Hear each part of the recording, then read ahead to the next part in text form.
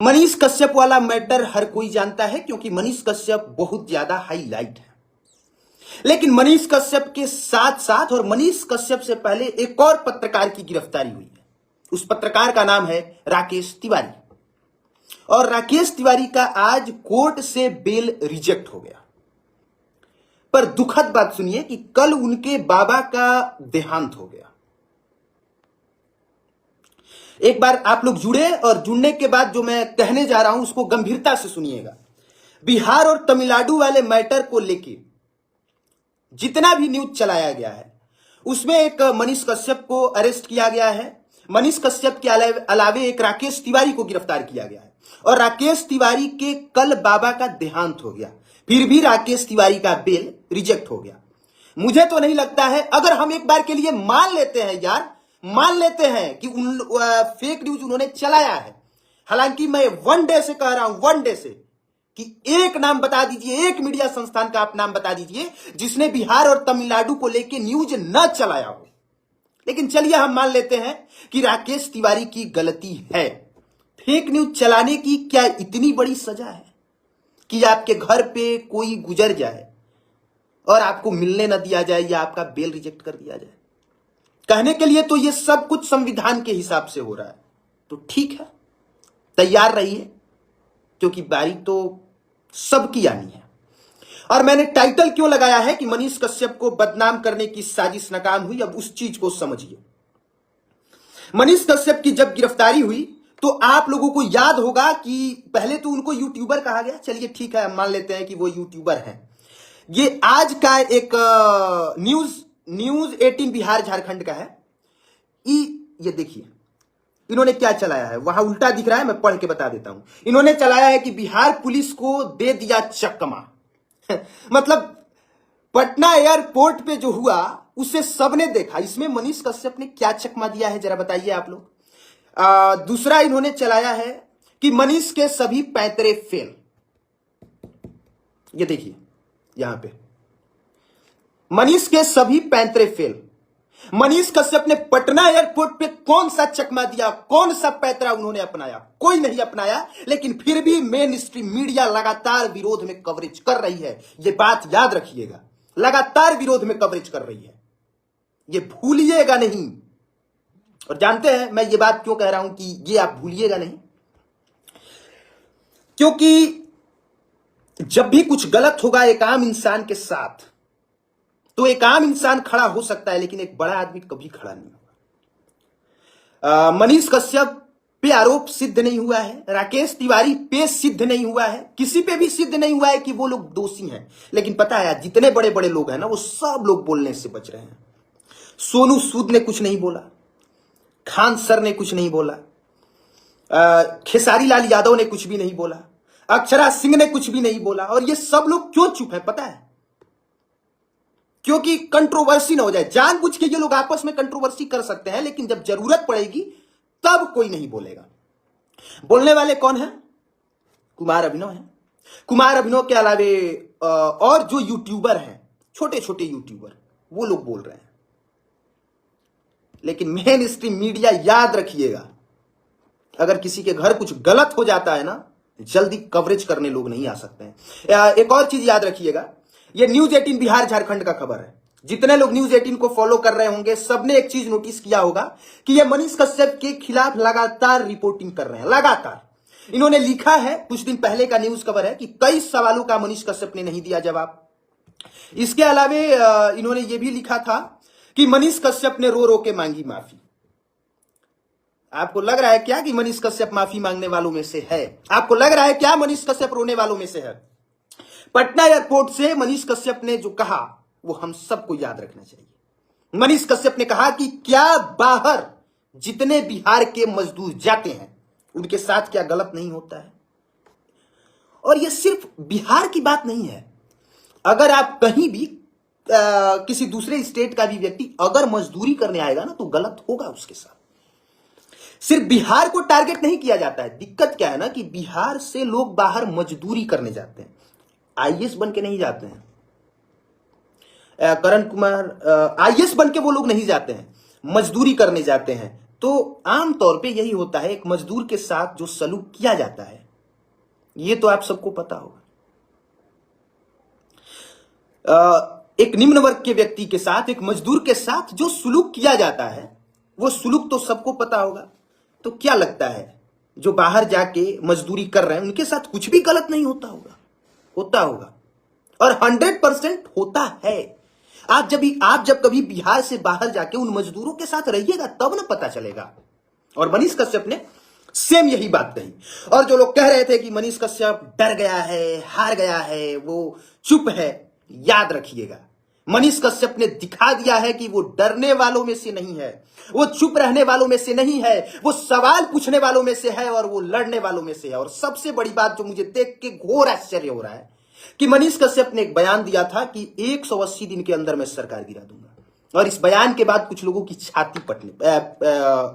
छाती फटने लगी। क्या हो गया बोल दिया तो? क्या हो गया? आप लोग कह रहे हैं एक पत्रकार ऐसा नहीं बोल सकता। क्या नहीं बोल सकता है? क्यों नहीं बोल सकता है एक पत्रकार ऐसा? आप पत्रकार के साथ गलत कीजिएगा, उसको लगेगा कि मेरे साथ गलत हो रहा है, वो कुछ भी नहीं बोलेगा क्या? एक पत्रकार भी तो एक आम इंसान होता है ना मेरे भाई, ये भी तो चीज समझना पड़ेगा। उसको भी गुस्सा आता है, वो भी कुछ कह सकता है, ऐसा तो है नहीं कि नहीं कह सकता है। हमेशा एक पत्रकार उन मूर्खों के हिसाब से जो कह रहे हैं कि एक पत्रकार ऐसा नहीं कर सकता है, मैं उसको महामूर्ख मानता हूं। मैं मनीष कश्यप के इस बयान का पूर्णतः समर्थन करता हूं, पूर्णतः। मैं ये नहीं कह रहा हूं कि 180 दिन के अंदर सरकार गिर जाएगी या गिरनी चाहिए, लेकिन मैं मनीष कश्यप के इस बयान का पूर्णतः समर्थन कर रहा हूं कि एक पत्रकार इस तरह से बयान दे सकता है। और जो लोग समर्थन नहीं कर रहे हैं, जो लोग कह रहे हैं कि एक पत्रकार कैसा इस तरह का बयान दे सकता है, आपके हिसाब से तो एक पत्रकार जाके वोट भी नहीं डाल सकता है। एक पत्रकार कैसे भाजपा को वोट डाल सकता है? एक पत्रकार कैसे कांग्रेस को वोट डाल सकता है? जदयू को कैसे डाल सकता है? आरजेडी को कैसे डाल सकता है? उसको तो निष्पक्ष रहना चाहिए, उसको तो नोटा का बटन दबा के आ जाना चाहिए। गजब हाल है, गजब का लॉजिक है। कहां से लाते हैं ये दिमाग? इस तरह का बेतुका तर्क करने वाला सेंस आता कहां से है, मुझे ये नहीं समझ में आ रहा है मेरे भाई। एक पत्रकार तो निष्पक्ष होता है ना, तो जब वो वोट डालने जाएगा नोटा का बटन दबा के आएगा, या वो किसी को वोट नहीं देगा। अगर वो जदयू को वोट दे दिया, अगर वो भाजपा को वोट दे दिया, तो इसका मतलब तो ये हो गया कि वो भाजपा ही है। आरजेडी को वोट दे दिया तो फिर दूसरी पार्टी का समर्थक है। जेडीयू को वोट दे दिया तो नीतीश कुमार का समर्थक है, तो उसको तो वोट ही नहीं देना चाहिए। एक पत्रकार भी एक आम इंसान होता है, और एक आम इंसान पे जब कुछ उसको लगे कि मेरे साथ गलत हो रहा है, तो वो बयान दे सकता है, वो दे सकता है बयान। तो मेरे लिए वो महामूर्ख लोग हैं, सीधी बात है, वो कोई भी हो। जो लोग कह रहे हैं कि मनीष कश्यप कैसे इस तरह का बयान दे सकते हैं कि 180 दिन के अंदर मैं सरकार गिरा दूंगा, मेरी नजर में इस तरह की बात करने वाले लोग महामूर्ख हैं, सीधी बात है। लोकतांत्रिक देश है भैया, हम कहेंगे हमारी मर्जी, हमारी मर्जी। अगर हमें लग रहा है कि हमारी वजह से ये हो सकता है, या मुझे गुस्सा आया तो मैं कुछ कह सकता हूं, क्यों नहीं कह सकता हूं। और इस तरह के बयान देने की सजा ये थोड़े है कि आप हमको जेल में 6 महीने तक डाल दीजिएगा, ये तो उसकी सजा नहीं है। आपको तो लोकतांत्रिक के हिसाब से सोचना चाहिए, बहुत लोकतांत्रिक व्यक्ति हैं, तो आपको तो लोकतंत्र के हिसाब से सोचना चाहिए। तो मुझे लगता है आर.एस. शर्मा ने लिखा है कि आपको अब भी समझ लेना चाहिए कि मोदी जी अग्निवीर योजना क्यों बनाई। मोदी जी को पता है कि देश के कुछ राज्यों में देश विरोधी ताकत, जो भी हो वो अलग बात है। इस पे सोनेलाल कुमार ने लिखा है कि पत्रकार किसी को चुनौती नहीं दे सकता। एकदम दे सकता है। अगर आपको लगता है कि नहीं दे सकता तो आप पत्रकार बनिएगा, आप मत दीजिएगा। मेरे हिसाब से एक पत्रकार आम आदमी होता है, एक आम आदमी भी होता है, और जब वो न्यूज बना रहा होगा, जब वो किसी चीज का विश्लेषण कर रहा होगा, तब उसकी जिम्मेदारी है कि वो निष्पक्ष होकर विश्लेषण करे, तब वो निष्पक्ष होकर विश्लेषण करे। हमें दिन भर निष्पक्ष रहेगा, मतलब सीधी बात है। हम तो फिर यही कहेंगे, इसका मतलब तो यही हुआ ना भाई कि वोट देने जाएगा तो नोटा का बटन दबा के आएगा, नोटा का बटन दबा के आएगा। तो इस चीज पे आप लोग जरूर सोचिएगा। विकास यादव ने लिखा है कि रिपोर्टर है, न्यूज दिखा, बकचोदी मत कर। तुमको लग रहा है कि हम बकचोदी कर रहे हैं तो मत देखो। तुम वो खींच के घर से थोड़े लेके आए हैं कि बैठो हम आज लाइव आ रहे हैं, आज कुमार अभिनव को तुम लाइव देखो, मत देखो। तुम्हारे देखने या ना देखने से हमें घंटा फर्क नहीं पड़ता है। हमें पता है कि जो लोग हमसे प्यार करते हैं या जिन लोगों को हमारी बातें लॉजिकल लगती हैं वो लोग हमें देखेंगे। और अंकित यादव ने लिखा है कि बिहार का सीएम बनेगा मनीष कश्यप।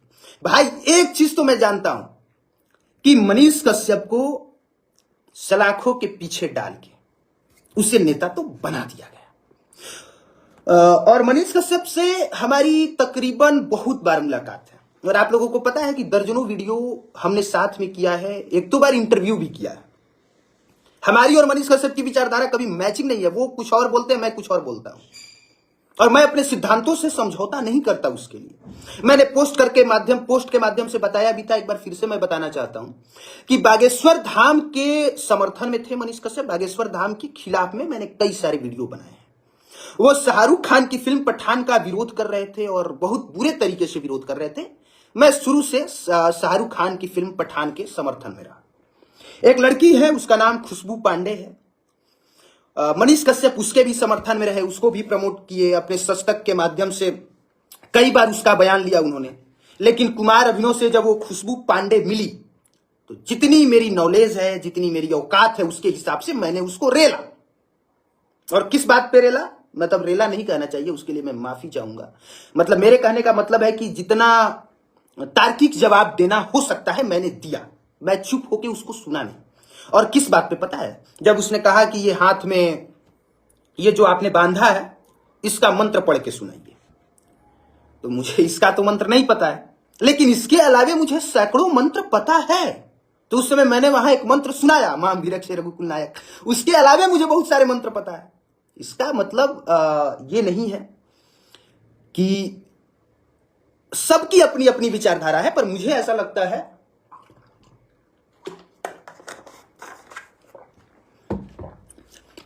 लगता है कि जो गलत है ना, उसको डंके की चोट पे गलत कहने का सामर्थ्य आपके अंदर होना चाहिए। और अगर कोई व्यक्ति सही है तो उसके लिए सही कहने का भी सामर्थ्य आपके अंदर होना चाहिए। एक पूर्वाग्रह से ग्रसित नहीं होना चाहिए। मैंने हमेशा कहा है कि मनीष कश्यप का जो बैकग्राउंड है वो सही नहीं है, पर पिछली बातों को लेके अभी आप घुसेड़ देंगे तो ये गलत है ना मेरे भाई। बाकी कैसा लगा जो हमने विचार रखा ये आप जरूर बताएं। और आखिरी में आप लोगों के कमेंट्स में पढ़ देता हूं कि कौन क्या कह रहा है। दिलखुश कुमार ने लिखा है कि पत्रकार एक आम आदमी होता है और वह अभिव्यक्ति की आजादी पर बोलता है। जब अभिव्यक्ति की आजादी हो तो सब कुछ बोल सकता है, बिल्कुल सही बात है। कुमार राहुल ने लिखा है कि टेंशन नहीं, 2031 में मनीष कश्यप सीएम बनेंगे। देखिए यही तो मैं कह रहा हूं कि भाई मनीष कश्यप से कई बार मुलाकात हुई है और उस मुलाकात में उन्होंने खुद स्वीकार किया है कि मुझे शौक है चुनाव लड़ने का। मैं पहले भी चुनाव लड़ा हूं और मैं चुनाव लड़ना चाहता हूं। मनीष कश्यप सपना ज्यादा से ज्यादा वो देख रहे होंगे तो विधायक का उन्होंने देखा होगा, लेकिन अभी मनीष कश्यप सपना न मुख्यमंत्री का देखे थे न अभी देखने वाले थे। पर बिहार के लोगों ने अपनी नजर में, बहुत बड़ा तो नहीं पर मुख्यमंत्री का सपना दिखा दिया। वो बने ना बने अलग बात है, वो डिजर्व करते हैं डिजर्व नहीं करते हैं ये भी अलग बात है, पर बिहार के लोगों ने मनीष कश्यप के अंदर एक मुख्यमंत्री देख जरूर लिया है। बाकी हर किसी का हर सपना पूरा नहीं होता, किसी का कुछ और है, सबका अपना अलग अलग है, वो छोड़िए बातें। मुकेश पटेल ने लिखा है कि आई सपोर्ट मनीष भैया जिंदाबाद। मुझे जहां तक से लगता है बिहार में ज्यादातर लोग मनीष कश्यप के समर्थक ही हैं, कुछ ही लोग विरोधी हैं। इंदाल सिंह ने लिखा है कि नेक्स्ट सीएम मनीष कश्यप। आनंद कुमार ने सुपर अभिनव भैया thank you, I support Manish Kashyap. तो जो भी है बहुत बहुत धन्यवाद आप सबों का जुड़ने के लिए, वक्त देने के लिए। और देखिए मेन हमारे लाइव करने का ये परसेप्शन था कि मेन स्ट्रीम मीडिया में जो भी चल रहा है खास तौर पे मनीष कश्यप को लेके, उसको कतई सच मत समझिएगा।